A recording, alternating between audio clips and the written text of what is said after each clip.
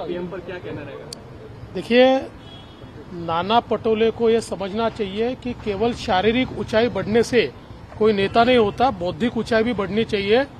बहुत छोटी बुद्धि की बात उन्होंने की है और मुझे लगता है ये कांग्रेस की नीति है।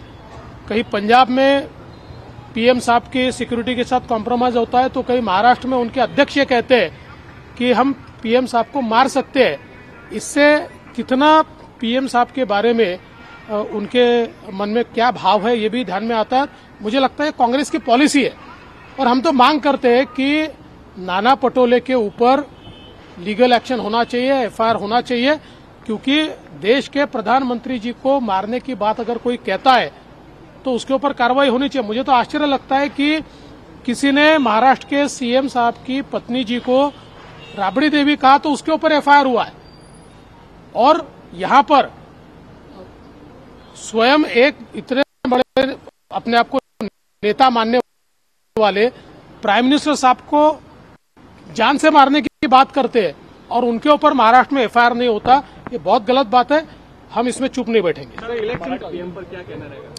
देखिए, नाना पटोले को ये समझना चाहिए कि केवल शारीरिक ऊंचाई बढ़ने से कोई नेता नहीं होता, बौद्धिक ऊंचाई भी बढ़नी चाहिए।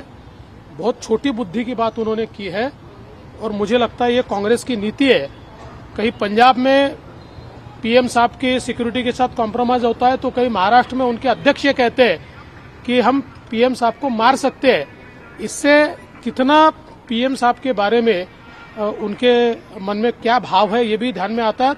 मुझे लगता है कांग्रेस की पॉलिसी है और हम तो मांग करते हैं कि नाना पटोले के ऊपर लीगल एक्शन होना चाहिए, एफआईआर होना चाहिए, क्योंकि देश के प्रधानमंत्री जी को मारने की बात अगर कोई कहता है तो उसके ऊपर कार्रवाई होनी चाहिए। मुझे तो आश्चर्य लगता है कि किसी ने महाराष्ट्र के सीएम साहब की पत्नी जी को राबड़ी देवी कहा तो उसके ऊपर एफआईआर हुआ है और यहां पर स्वयं एक इतने बड़े अपने आप को नेता मानने वाले प्राइम मिनिस्टर साहब को जान से मारने की बात करते हैं और उनके ऊपर महाराष्ट्र में एफआईआर नहीं होता।